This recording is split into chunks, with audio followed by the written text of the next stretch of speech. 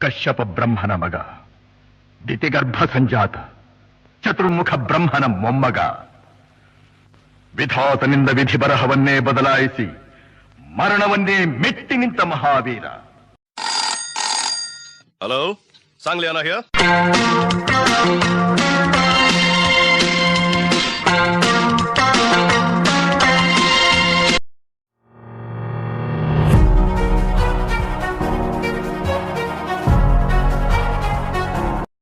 ನಮಸ್ಕಾರ ಪ್ರಿಯ ವೀಕ್ಷಕರೇ, MDR ಸ್ಟುಡಿಯೋಗೆ ಸ್ವಾಗತ. ಇವತ್ತಿನ ವ್ಯಕ್ತಿ ವಿಜಯ್, ಹೆಸರಾಂತ ನಿರ್ದೇಶಕ. ಅವರನ್ನು ವಿಜಯ್ ರೆಡ್ಡಿ ಎಂದು ಪ್ರಸಿದ್ಧರಾಗಿದ್ದಾರೆ.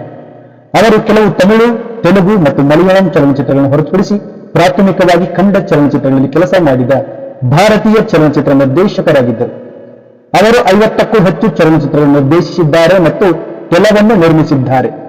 ಅವರ ಚೊಚ್ಚಲ ನಿರ್ದೇಶನದ ಉದ್ಯಮ ರಂಗಮಹಲ್ ರಹಸ್ಯ 1970, ಕನ್ನಡ ಚಿತ್ರರಂಗದ ಶ್ರೇಷ್ಠ ಚಲನಚಿತ್ರಗಳೆಂದು ಪರಿಗಣಿಸಲ್ಪಟ್ಟಿರುವ ಗಂಧದ ಗುಡಿ 1973, ಮಯೂರ 1975, ನಾನಿನ್ನ ಮರೆಯಲಾರೆ 1976 ಮತ್ತು ಸನಾದಿ ಅಪ್ಪಣ್ಣ 1977 ಮುಂತಾದ ಚಲನಚಿತ್ರಗಳಿಗೆ ಕನ್ನಡದ ಪ್ರಮುಖ ನಟ ರಾಜ್ಕುಮಾರ್ ಅವರ ಸಹಯೋಗಕ್ಕಾಗಿ ಅವರು ಹೆಸರುವಾಸಿಯಾಗಿದ್ದರು.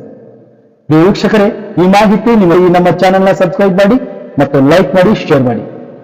ಅವರು ಆರಂಭಿಕ ಜೀವನ ರೆಡ್ಡಿ ಅವರು ಬ್ರಿಟಿಷ್ ಇಂಡಿಯಾದ ಮದ್ರಾಸ್ ಪ್ರೆಸಿಡೆನ್ಸಿಯ ಪಶ್ಚಿಮ ಗೋದಾವರಿ ಜಿಲ್ಲೆಯ ತಾಡೇಪಲ್ಲಿಗೂಡೆಂನಲ್ಲಿ ಕೃಷಿ ಕುಟುಂಬದಲ್ಲಿ ಜನಿಸಿದರು. ಇವರು ಜನಿಸಿದ್ದು 15 ಜುಲೈ 1936, ತಾಡೇಪಲ್ಲಿಗೂಡೆಂ, ಪಶ್ಚಿಮ Godavari, Madras presidency, British India. ತರುವಾಯ ಅವರು ಕೆಲಸ ಹುಡುಕಲು ಮದ್ರಾಸ್ಗೆ, ಈಗಿನ ಚೆನ್ನೈಗೆ ಹೋದರು. ರೆಡ್ಡಿ ಅವರು ಬಿ ವಿಠಲಾಚಾರ್ಯರ ಕನ್ನಡ ನಿರ್ದೇಶನದ ಮನೆ ತುಂಬಿದ ಹೆಣ್ಣು ಚಿತ್ರದ ಸಹಾಯಕ ಸಂಪಾದಕರಾಗಿ ಚಿತ್ರರಂಗದಲ್ಲಿ ತಮ್ಮ ವೃತ್ತಿ ಜೀವನವನ್ನು ಪ್ರಾರಂಭಿಸಿದರು. ಅವರ ನಿರ್ದೇಶನದ ಚೊಚ್ಚಲ ಚಿತ್ರ ರಂಗಮಹಲ್ ರಹಸ್ಯ 1970. ಶ್ರೀನಾಥ್ ನಟಿಸಿದ್ದು ಅದರ ಯಶಸ್ಸು ಅವರಿಗೆ ಉದ್ಯಮದಲ್ಲಿ ಮನ್ನಣೆಯನ್ನು ತಂದುಕೊಟ್ಟಿತು. ಅದರ ನಂತರ ಮೊದಲ ರಾತ್ರಿ 1970 ಅದೇ ನಾಯಕ ನಟರೊಂದಿಗೆ ಬಂದಿತು. ಆದರೆ ಚಲನಚಿತ್ರವು ವಾಣಿಜ್ಯಿಕವಾಗಿ ಯಶಸ್ವಿಯಾಗಲಿಲ್ಲ. ದ್ವಾರಕೀಶ್ ಅವರೊಂದಿಗಿನ ಅವರ 3ನೇ ನಿರ್ದೇಶನದ ಸಾಹಸ ಕೌಬಾಯ್ ಕುಳ್ಳ 1973 ಸಮಂಜಸವಾದ ಯಶಸ್ಸನ್ನು ಕಂಡಿತು. 1973ರಲ್ಲಿ ಅವರು ತಮ್ಮ 4ನೇ ಚಿತ್ರವಾದ ಗಂಧದ ಗುಡಿಯನ್ನು ನಿರ್ದೇಶಿಸಿದಾಗ ಅವರ ವೃತ್ತಿ ಜೀವನವು ಒಂದು ತಿರುವು ಪಡೆದುಕೊಂಡಿತು. ಇದು ಆ ಸಮಯದಲ್ಲಿ ಕನ್ನಡ ಚಲನಚಿತ್ರಗಳ ನಾಯಕ ನಟರಾಗಿದ್ದ ರಾಜ್ಕುಮಾರ್ ಅವರ 150ನೇ ಚಿತ್ರ ಮತ್ತು ಜನಪ್ರಿಯ ನಟರಾಗಿದ್ದ ವಿಷ್ಣುವರ್ಧನ್ ಅವರ 3ನೇ ಚಿತ್ರವಾಗಿತ್ತು. ಅವರ ಚೊಚ್ಚಲ ಚಿತ್ರ ನಾಗರಹಾವು ಯಶಸ್ಸಿನೊಂದಿಗೆ ಗಂಧದ ಗುಡಿ ಕನ್ನಡ ಚಲನಚಿತ್ರಗಳಲ್ಲಿ ಒಂದು ಮೈಲುಗಲ್ಲು ಆಯಿತು.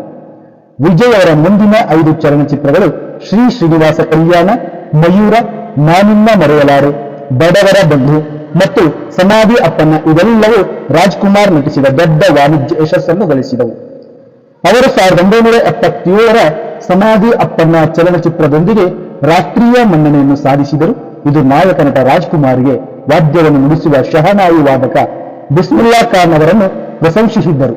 ಅವರು ರಾಜ್ಕುಮಾರ್ ಅವರನ್ನು 9 ಚಲನಚಿತ್ರಗಳಲ್ಲಿ 2 ಅತಿಥಿ ಪಾತ್ರಗಳನ್ನು ಹೊರತುಪಡಿಸಿ ಪೌರಾಣಿಕ, ಐತಿಹಾಸಿಕ, ಕಾದಂಬರಿ ಆಧಾರಿತ, ಜಾನಪದ ಮತ್ತು ಸಾಮಾಜಿಕ ನಾಟಕವನ್ನು ಒಳಗೊಂಡಂತೆ ವಿವಿಧ ಪ್ರಕಾರಗಳಲ್ಲಿ ನಿರ್ದೇಶಿಸಿದರು.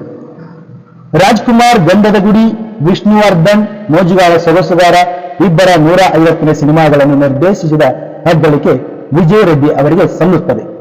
ಅತಿರಜ ಮೂಲಕ ಶಂಕರ್ನಾಗ್ ಅವರಿಗೆ ಮಾಸ್ ಇಮೇಜ್ ತಂದುಕೊಡುವಲ್ಲಿಯೂ ಪ್ರಮುಖ ಪಾತ್ರ ವಹಿಸಿದ್ದರು. ಅದಕ್ಕೂ ಮೊದಲು ಅವರು ಅನಂತ್ನಾಗ್ ಅವರನ್ನು ನಾನಿನ್ನ ಬಿಡಲಾರ ಚಿತ್ರದಲ್ಲಿ ನಿರ್ದೇಶಿಸಿದ್ದರು. ಇದು ಅನಂತ್ನಾಗ್ ಅವರ ನಟನಾ ಕೌಶಲ್ಯವನ್ನು ಜನರು ಗಮನಿಸುವಂತೆ ಮಾಡಿತು. ಅವರು ಶಿವರಾಜ್ ಕುಮಾರ್ ಅವರ 2 ಚಲನಚಿತ್ರಗಳನ್ನು ನಿರ್ದೇಶಿಸಿದರು. ಶಿವಮೆಚ್ಚಿದ ಕಣ್ಣಪ್ಪ ಮತ್ತು ಗಂಧದ ಗುಡಿ ಭಾಗ 2 ಇವೆರಡು ರಾಜ್ಕುಮಾರ್ ಅತಿಥಿ ಪಾತ್ರದಲ್ಲಿ ಕಾಣಿಸಿಕೊಂಡವು. ವಿ ರವಿಚಂದ್ರನ್ ಅವರ ಚೊಚ್ಚಲ ಚಲನಚಿತ್ರ ಕದೀಮ ಕಳ್ಳರು ನಿರ್ದೇಶಕರಾಗಿದ್ದರು. ಇದರಲ್ಲಿ ಅವರು ನಕಾರಾತ್ಮಕ ಪಾತ್ರವನ್ನು ನಿರ್ವಹಿಸಿದರು. ಅವರು ಇತರ ಭಾಷೆಗಳಲ್ಲಿ ಚಲನಚಿತ್ರಗಳನ್ನು ನಿರ್ದೇಶಿಸಿದ್ದಾರೆ. ಹಿಂದಿ, ತಮಿಳು, ತೆಲುಗು ಮತ್ತು ಮಲಯಾಳಂ ಪ್ರಮುಖವಾದದ್ದು. ನಾನಿನ್ನ ಮರೆಯಲಾರೆ ಚಿತ್ರದ ಹಿಂದಿ ರಿಮೇಕ್ ಅನಿಲ್ ಕಪೂರ್ ನಟಿಸಿದ ಪ್ಯಾರ್ ಕಿಯಾ ಹೈ ಪ್ಯಾರ್ ಕರೆಂಗೆ ಅವರ ಇತರ ಹಿಂದಿ ಚಲನಚಿತ್ರಗಳೆಂದರೆ ತೇರಿ ಮೆಹರ್ಬಾನಿಯನ್, ತಾಲಿಯಾ ಭಾಗ್ಯದ ರಿಮೇಕ್, ಜವಾಬ್ ಹಮ್ ದೇಂಗೆ, ಗಂಗಾ ತೇರೆ ದೇಶ್ ಮೇ, ಹುಲಿ ಹಬ್ಲಿಯ ರಿಮೇಕ್ ಮತ್ತು ಪಾಪ್ ಕಾ ಅಂತ್ ಅವರ ಚೊಚ್ಚಲ ತೆಲುಗು ಚಿತ್ರ ಶ್ರೀಮತಿ. ಅವರು ಮುಳ್ಳಿನ ಗುಲಾಬಿ ಮತ್ತು ಕುಂಟಿ ಪುತ್ರ ಎಂಬ 2 ಚಲನಚಿತ್ರಗಳನ್ನು ಸಹ ನಿರ್ಮಿಸಿದರು. ವಿಜಯ್ ಅವರು ಮತ್ತೊಬ್ಬ ನಿರ್ದೇಶಕ ವಿ ಸೋಮಶೇಖರ್ ಅವರೊಂದಿಗೆ ವಿಜಯ್ ಶೇಖರ್ ಪ್ರೊಡಕ್ಷನ್ಸ್ ಎಂಬ ನಿರ್ಮಾಣ ಸಂಸ್ಥೆಯನ್ನು ಸ್ಥಾಪಿಸಿದರು ಮತ್ತು ಹಲವಾರು ಚಲನಚಿತ್ರಗಳನ್ನು ನಿರ್ಮಿಸಲು ಮುಂದಾದರೆ ವಿಜಯ್ ಅವರು 17 ಹಿಂದಿ ಮತ್ತು 6 ತೆಲುಗು ಚಲನಚಿತ್ರಗಳನ್ನು ನಿರ್ದೇಶಿಸಿದರು. ಅಲ್ಲಿ ಅವರು ರಾಜೇಶ್ ಖನ್ನಾ, ಧರ್ಮೇಂದ್ರ, ಶತ್ರುಘ್ನ ಸಿನ್ಹಾ ಮತ್ತು ಮಿಥುನ್ ಚಕ್ರವರ್ತಿ ಅವರಂತಹ ಆ ಕಾಲದ ಸ್ಟಾರ್ ನಟರೊಂದಿಗೆ ಕೆಲಸ ಮಾಡಿದರು. ಅವರು 48 ಕನ್ನಡ ಚಲನಚಿತ್ರಗಳನ್ನು ಸಹ ತಮ್ಮ ಸಾಲಕ್ಕೆ ಹೊಂದಿದ್ದರು. ಅವರ ಕೊನೆಯ ನಿರ್ದೇಶನ ವಿಷ್ಣುವರ್ಧನ್ ಅಭಿನಯದ ಕರ್ನಾಟಕ ಸುಪುತ್ರ 1996-2000ರಲ್ಲಿ ಅವರು ರಾಜ್ಕುಮಾರ್ ಅವರ ಮಹತ್ವಾಕಾಂಕ್ಷೆಯ ಪೌರಾಣಿಕ ಚಲನಚಿತ್ರ ಭಕ್ತ ಅಂಬರೀಷವನ್ನು ನಿರ್ದೇಶಿಸಲು ಆಯ್ಕೆಯಾದರು. ಅದು ನಂತರ ಸ್ಥಗಿತಗೊಂಡಿತು. ರೆಡ್ಡಿ ಅವರು 9 ಅಕ್ಟೋಬರ್ 2020ರಂದು ಚೆನ್ನೈನ ಅಪೋಲೋ ಆಸ್ಪತ್ರೆಯಲ್ಲಿ ನಿಧನರಾದರು. ಇವರು ಕನ್ನಡ ಚಿತ್ರರಂಗಕ್ಕೆ ಸಲ್ಲಿಸಿರುವ ಕೊಡುಗೆ ಅಪಾರವಾದದ್ದು. ಇಂತಹ ನಿರ್ದೇಶಕರಿಗೆ ನಮ್ಮ ಅನಂತ ಕೋಟಿ ನಮನಗಳು. ಮತ್ತೆ ಮುಂದಿನ ಸಂಚಿಕೆಯಲ್ಲಿ ಮುಂದಿನ ವಿಶೇಷ ವ್ಯಕ್ತಿಗಳೊಂದಿಗೆ ಭೇಟಿಯಾಗ್ತೀನಿ. ಅಲ್ಲಿವರೆಗೂ ನಮಸ್ಕಾರ ಪ್ರಿಯ ವೀಕ್ಷಕರೇ, ನಮಸ್ಕಾರ. Hello, Sangliana here.